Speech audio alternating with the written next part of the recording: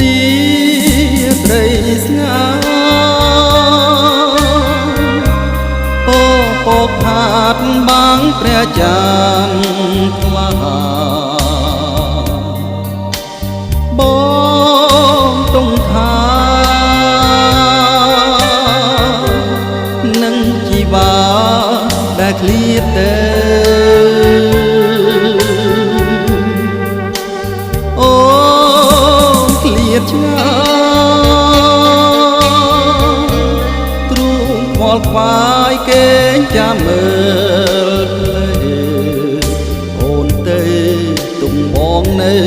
សែនរលឹកពេកក្រៃ